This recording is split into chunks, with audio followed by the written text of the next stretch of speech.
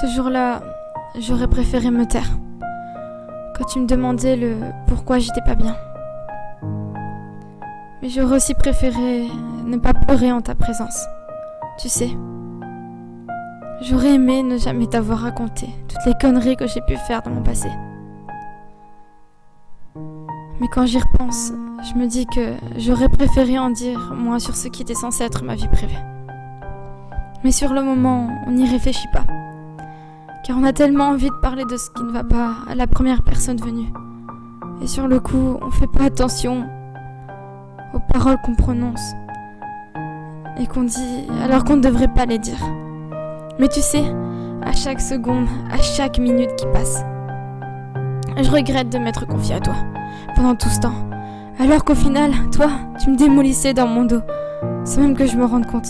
Par la suite, t'as réussi à me briser le cœur plus d'une fois, crois-moi. Et tu sais quoi ? Je n'aurais jamais dû te dire à quel point je t'aimais, à quel point j'avais cette peur de te perdre. Mais comme une conne, je n'ai fait que croire à tes belles paroles. Mais à cette heure, si je regrette tellement de t'avoir dit des choses qui auraient pu me briser ou même me faire pleurer pendant des jours et des jours. Et ce jour-là, j'aurais préféré faire ma grande gueule que toujours tout dire. C'est à ce moment-là que je me dis que j'aurais dû écouter ma famille, mes amis, quand ils me disaient « méfie-toi de lui, ne t'attache pas trop vite à lui, ne lui raconte pas ta vie privée, ni même ton passé, car tu sais quoi ? Un jour, il l'utilisera contre toi. » À cette heure-ci, je me dis que si je les aurais écoutés, ça ne m'aurait sans doute fait moins mal. Quand tu m'as humilié de la sorte que tu l'as fait ce jour-là, devant des centaines et des centaines de personnes. Et d'un côté, ça m'aurait peut-être fait moins mal quand tu m'as laissé comme une merde ce jour-là. Mais dans l'histoire, c'est pas ça qui m'a fait le plus mal, non. Mais c'est plutôt le fait que t'aies inventé un truc insensé devant des centaines de personnes pour me quitter. Et tu sais, par moments je me pose des questions du genre: m'as-tu réellement aimé ? Est-ce que je n'étais que de passage dans ta vie ? Ou plus précisément, est-ce que je n'étais qu'un vulgaire jouet à ta collection ? Eh oui, malheureusement, ce ne sont que des questions sans réponse.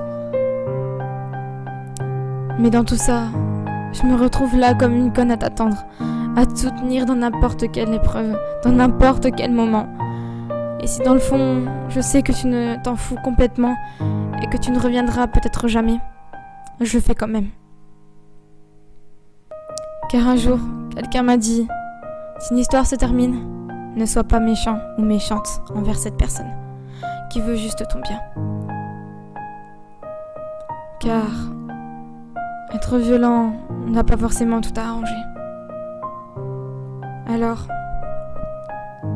si toi aussi quelqu'un t'a quitté de la telle sorte ou d'une autre manière, ne te venge jamais de cette personne qui t'a fait du mal, car cela ne réglera certainement rien, à part des problèmes. Car n'oublie pas, tu lui as raconté tes problèmes, ton passé, ton vécu, tes conneries. Et sache que si tu te venges, il fera de même, ou elle fera de même. Elle prendra ton passé comme une arme, comme une vengeance. Alors s'il te plaît, sois plus forte que ça, bats-toi, mais ne te venge pas.